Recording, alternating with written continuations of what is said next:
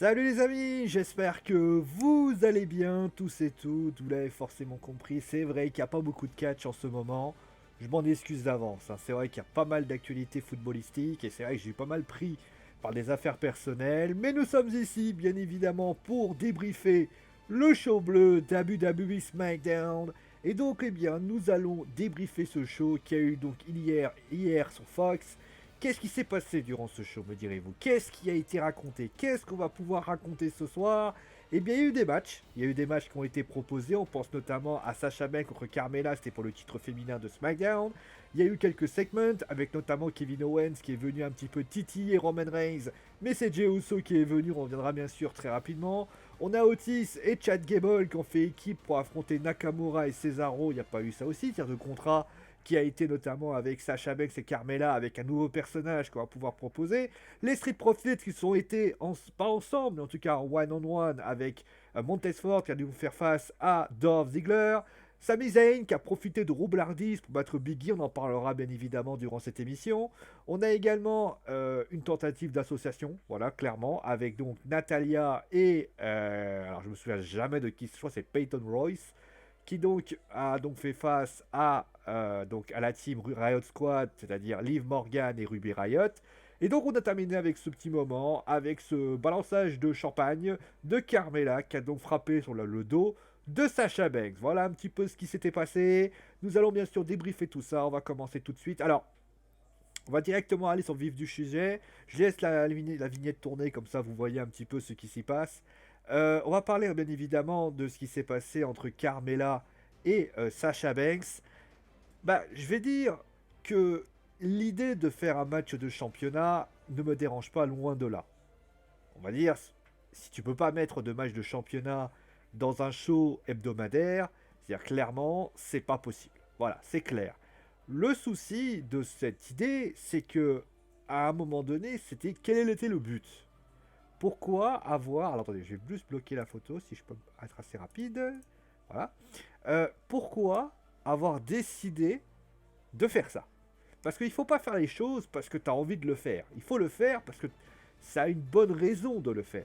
Si moi je fais par exemple, je sais pas, admettons, voilà, je m'amuse à, par exemple, à faire ça, voilà, c'est magnifique, hein, vous voyez, moi, je m'amuse à faire ça, il faut qu'il y ait une raison. Là, à part vous rendre épileptique, ça vous sert à rien concrètement. Il faut qu'il y ait une raison pour le faire. La présentation de ce... Alors je me souviens plus de son nom, je l'ai déjà vu à NXT. Je crois d'ailleurs qu'il fait partie de Retribution. Ça aussi, pourquoi pas mettre un associé avec Carmella à la manière de ce qu'il y avait avec James Ellsworth. L'idée est pas mal. L'idée est plutôt intéressante d'ailleurs. Le problème, c'est qu'encore une fois, était-ce vraiment judicieux de le présenter de cette façon? La réponse est non. En fait, tout a été fait de manière totalement à l'envers.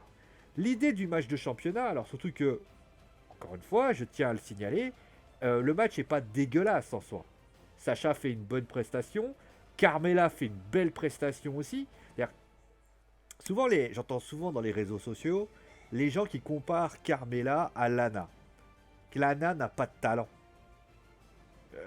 J'ai même pas. J'ai regardé. Ça, regardez les matchs de Lana, regardez les matchs de Carmella. Les arguments sont totalement. Pour moi, Carmella, la prise qu'elle fait de soumission contre Sacha, Lana, elle se botche 20 fois. Donc à un moment donné, alors d'ailleurs il y avait une news qui a été postée comme quoi il y aurait des lutteurs qui seraient en train de travailler. J'ai envie de te dire, bah Lana elle serait bien capable de travailler. Bon, c'est un autre sujet. Bon, en tout cas, ce qui est certain, c'est que pour revenir à la rivalité, pour l'instant, pour moi, cette rivalité ne décolle pas. On comprend pas trop ce qu'ils veulent, on comprend pas trop ce qui se passe. Je veux dire, quand tu vois par exemple Kevin Owens contre Roman Reigns, les choses sont plutôt bien amenées.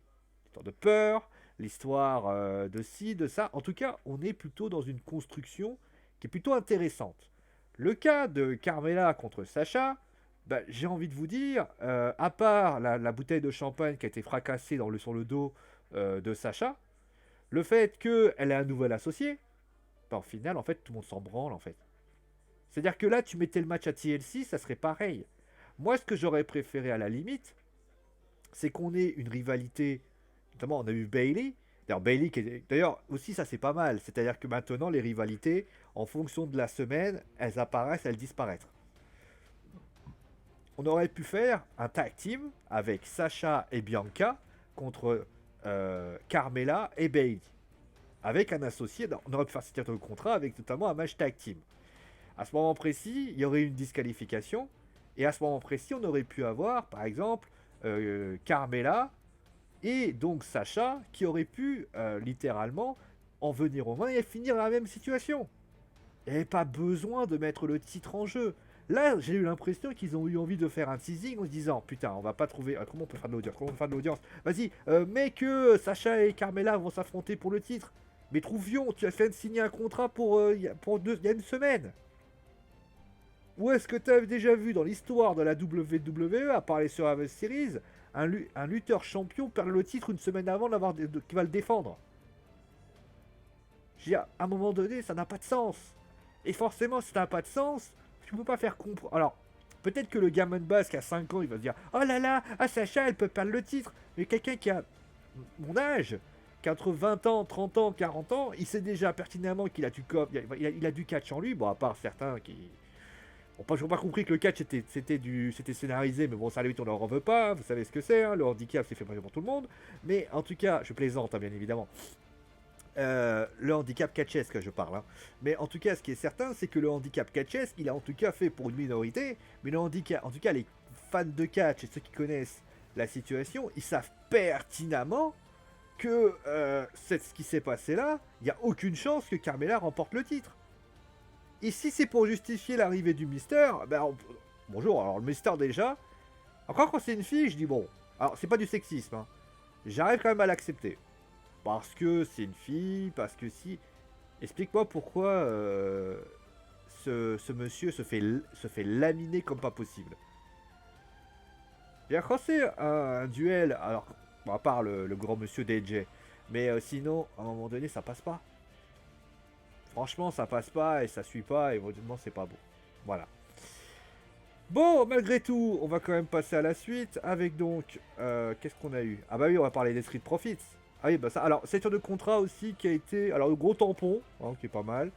L'idée de faire venir le... c'est du revu. Mais pourquoi pas? Pourquoi pas? Bon, écoute, hein, si ça les amuse. On va parler un petit peu de ça.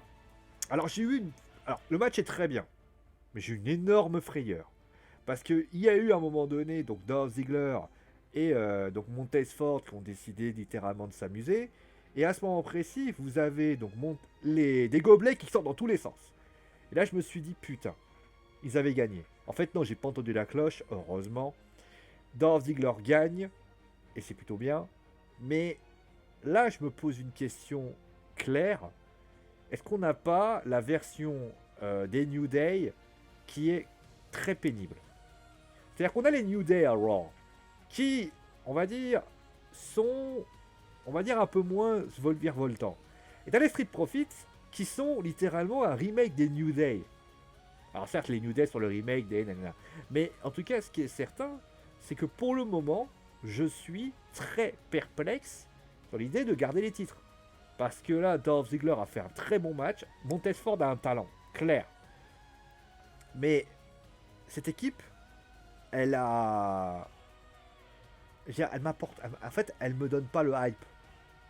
Elle me donne pas le hype. Alors, certes, le public l'aime bien, etc. Mais moi, j'ai grandi avec des équipes qui offraient une hype de ouf, qui avaient quand même des gimmicks particulières, un peu virevoltantes, un peu bondissantes et tout ce que tu veux. Mais aux dernières nouvelles, elle n'était pas comme ça. Hein. Prends Matt Riddle, à la limite, Matt Riddle, quand il est en mode Cool la Life, en mode méga zen, ça fait bizarre. Mais tu te dis, le mec, il a une gimmick un peu à la surfeur, un peu en mode ouais, cool, t'inquiète, mec. T'arrives comme à l'accepter, tu passes le truc. Les Street Profits, au final, tu te dis, et surtout, il a quand même la possibilité d'être serious, il a la possibilité de faire mal, et il a la possibilité aussi, quand tu vas lui donner tu peux lui donner, voilà, il peut faire quelque chose. Mais quand tu vois Montez Ford, à part gigoter les cordes à la Batista, excuse-moi de te dire ça, c'est pas gagné. Hein. Donc, je pense qu'il va falloir réfléchir un petit peu à ce qui va s'y passer, parce que malheureusement, je suis très perplexe par rapport à ça. Voilà. Ensuite, on a eu quoi? Alors, ouais, je me souviens pas de tout. Ah, bah, Sami Zayn. Alors, je sais que certains hurlent parce que Sami, c'est compliqué. C'est compliqué parce que Sami, en ce moment, il fait ce que j'appelle de la roublardise.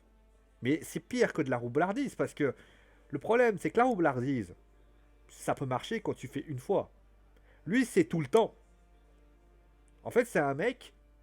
Je suis désolé, hein. Vous prenez par exemple Edge. Edge, à une certaine époque, on l'appelait The Ultimate Opportunist. Ça signifiait que le mec profitait des opportunités qu'il lui proposait pour conserver ou récupérer des ceintures. Ça marchait pourquoi? Parce que les opportunités, il les créait pas, mais il réussissait à se les procurer. Mais involontairement des fois. Genre, à un moment donné, il avait une stratégie, etc., etc. Et surtout, on voyait les choses évoluer souvent différemment. Quand, je prends l'exemple concret, quand il était Mr. Money in the Bank, qu'il a caché contre John Cena et l'Undertaker, il a une opportunité, il l'a fait. Quand, contre l'Undertaker, Edge affronte l'Undertaker dans un TLC match, et que il y a Chavo, il y a Chavito, il y a les Major Brothers qui est là, alors je me souviens plus de leur nom, les Hedgeheads, voilà, qui sont présents, eux, ils arrivent, ils sont, voilà, ils interviennent, etc. Quand c'est Vicky Guerrero, encore une fois, c'est des opportunités. Le problème, et ça vous allez comprendre, vous allez tout de suite comprendre, hein, le problème c'est que Sami Zayn, c'est lui qui se l'a créé l'opportunité. Alors, ça peut marcher. Le problème, c'est que les opportunités, il est mignon. C'est que ça fait déjà 4 fois qu'on a les mêmes opportunités. C'est-à-dire que à chaque match, tu as la même chose qui s'y passe.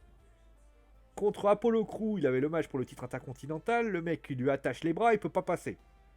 À un moment donné, Biggie, il fait semblant d'avoir mal au bras. Il redescend, il refinit par descendre, il passe par en dessous du ring. Franchement, t'es Biggie, à un moment donné, tu l'as dans ta tête. Le mec, il passe son temps à le faire. Surtout que, à un moment donné, c'était pas drôle. C'est-à-dire que le mec, en fait, il fait quoi? Il va juste là, il descend du ring, il va à gauche, il revient à droite, le mec fait un esquive, il part à droite, il passe sous le ring, il repasse sous le ring, Biggie arrive pas à monter assez vite, il gagne. Non mais sans déconner les gars, on joue à quoi? On joue au chat à la souris ou on fait du catch? Alors, une fois, ça va. Bon, au début, la première fois, ça m'a fait sourire. Nous, de la quatrième fois, il n'y a pas un mec qui se dit si je reste sur le ring, je vais gagner. Le titre est pas en jeu de toute façon. Si Sami Zayn, et encore une fois, il y a deux choses aussi. C'est que Sami Zayn, quand il a le match pour le titre et qu'il est obligé de courir pour faire ça, ça peut le justifier. Le champion reste champion. Mais aux dernières nouvelles, là, il n'y avait pas de match. Il restait sur le ring, il dit bah viens. Et s'il s'en va, il lui démonte la face en partant et puis voilà. En plus, pardon, mais il n'y a pas d'appui. Il n'y a pas de haine en fait. Il n'y a pas de ending. C'est-à-dire que moi, ce que j'aurais voulu de la part de Biggie, c'est qu'au moment où Sami Zayn s'en va, il le démolisse. Et comme il le démolit, nous, on aurait tous été là en mode ah ouais, putain, le message, il est gravement bien passé. Là, le message, il est absolument pas passé. Là, t'as quoi? T'as Sami Zayn qui gagne et qui se barre. Et après, il va faire ça à chaque fois, il va faire ça toutes les semaines, Sami Zayn. Parce que Sami Zayn, il n'a pas de match pour le titre à TLC. Hein. Je le dis tout de suite. Mais aux dernières nouvelles, moi, je veux que les choses changent. On a quand même c'est quand même incroyable. Alors, Sami Zayn fait son match. Hein. Clairement, il propose des choses, etc. Biggie a fait son match. Clairement, les deux ont fait leur match. Mais le final est à chier. Parce qu'on refend exactement la même chose. C'est un chat à la souris qui est pénible au possible. Encore une fois, tu sors, tu vas en coulisses.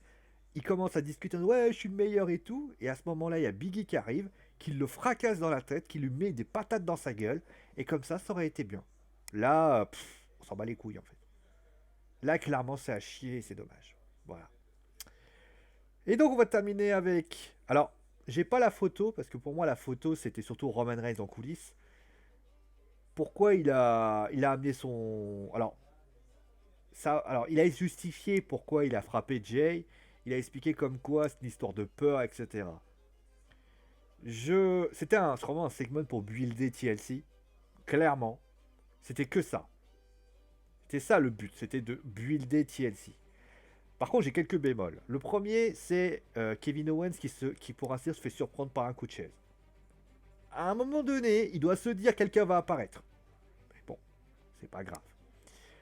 La deuxième chose, c'est finalement, qu'est-ce que j'ai comme bémol? C'est peut-être, moi, c'est l'attaque pour pouvoir affaiblir Kevin Owens qui finalement ne porte pas. Jey Uso va passer son temps à finir au sol. Ça y est, c'est devenu un espèce de comment on appelle ça, un lutteur bidon qui, pour ainsi dire, se fait laminer pour aider son cousin. Posez-vous la question, parce qu'à un moment donné, moi je trouve ça pathétique. Mais enfin bref, voilà. Mais en tout cas, après, sinon, le segment est bon. Déjà, première chose, j'aime beaucoup la manière dont Kevin Owens parle. Il a un mix skill exceptionnel, j'ai toujours dit. Et ça a été confirmé dans ça. Je trouve qu'il y a une vraie tension sur le ring quand ils sont présents. Le petite discussion avec Paul Heyman qui lui dit attention, c'est pas lui qui décide, c'est toi qui décide, etc. Tu es le chef de tribu, tu es le tribal chief. C'est très très bien amené. Après, le coulisse est aussi bien amené. Franchement, après, voilà, il y a beaucoup de choses positives. Mais ces deux petites choses, pour moi, me gênent un peu. Voilà. Bon, voilà. Qu'est-ce que je peux dire de plus sur le show? Pour moi, Otis, franchement, je vais dire la vérité, je m'en battais les couilles. Le mec, il te dit ah, mais il fallait pas me faire le tag, c'était un test et tu as échoué. Ouais, bon, on s'en fout en fait. T'es en train de coacher un mec et t'es en train de lui expliquer. Alors, justement, en fait, le mec, il lui met le bandeau, il lui fait le coup à l'ultra instinct. C'est de la merde. Je sais pas ce qu'ils veulent faire de ces deux-là, mais à un moment donné, il va falloir vite m'expliquer. Hein. Et puis, la deuxième chose, bah après, Otis a un côté humoristique, donc ça passe. Mais s'ils veulent en faire un mec sérieux, il va falloir vraiment changer quelque chose. Et puis, bah, Natalia, Ruby Riot, la Riot Squad, Natalia, etc. Clairement, je m'en battais les couilles. Battais les couilles, ça apporte pas grand chose. Voilà. Au final, bah, un main event intéressant en match, hein, mais qui finalement n'apporte pas grand chose. Un segment avec Roman Reigns qui build le TLC match, mais qui n'apporte pas grand chose. Ben, les Street Profits, bon, évidemment, ça va donner un match de championnat pour les ceintures par équipe. Et au final, Otis, on ne voit pas trop où ça va. Et, ah oui, j'ai oublié, Sami Zayn, dont on ne sait pas vraiment où ils veulent nous amener.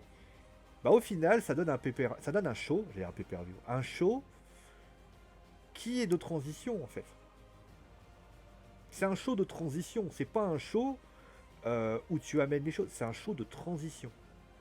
C'est-à-dire que là, en fait, ils ont fait un show pour un petit peu parce qu'ils se sont dit bon, il n'y avait pas grand-chose à montrer, il n'y avait pas grand-chose à mettre en place.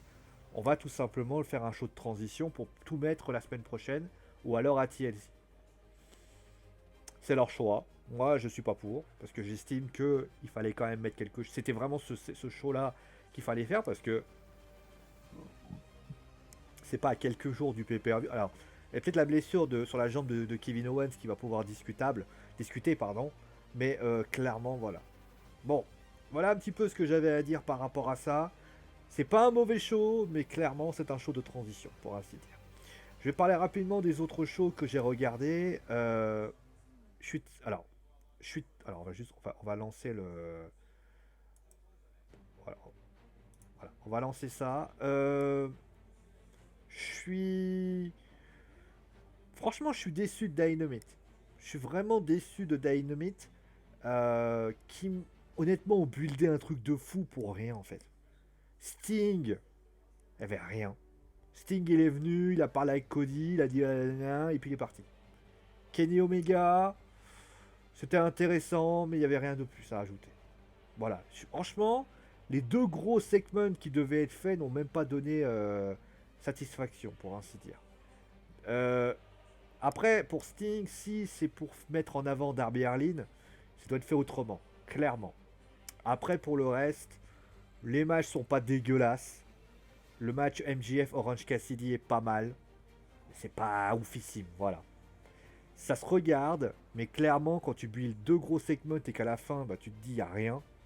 On critique suffisamment la WWE pour dire qu'à chaque fois, quand ils ont décidé de faire des trucs, c'est du n'importe quoi. Bah là, c'est clairement ce qui s'est passé. Du côté, eh bien, de NXT, le show était bon. Le show était bon. Alors, j'ai quelques petits bémols. Un coup, c'est Rhea Ripley, un coup, c'est Yoshirai qui va topper Tony Storm. Ou Raquel Gonzalez. Voilà, hein, à un moment donné, bah, trouve quelque chose, autre chose. Johnny Gargano, pour moi, il est tellement... Alors, oui, ça aussi, Karen Cross. Il y a Scarlett qui arrive dans le segment avec Finn Balor. Ok. Mais ce qui se passe, c'est que les mecs, qu'est-ce qu'ils font? Ils vont te donner Karrion Kross dans un autre match contre Damien Priest. Alors, est-ce qu'il y avait une raison? On va pas le dire. Mais sinon, le show était bon et le show était de qualité. Pour Raw, honnêtement, je vais être vous honnête avec vous, c'est pas un show qui est resté dans les annales. Lol. Je me suis pas senti plus amené que ça. Il y avait des belles choses, mais il n'y a rien qui m'a marqué. Vous voyez, c'est souvent quand on a un moment, si le film qui s'en prend à Randy Orton, mais à part ça, il n'y a pas grand chose. Voilà. Bon, allez, on va s'arrêter là pour aujourd'hui. Promis, la semaine prochaine, on reprend les shows normales, Raw, SmackDown, NXT, Dynamite. Ne vous inquiétez pas pour ça. En tout cas, merci à vous d'avoir suivi l'émission. Portez-vous bien et ciao les amis.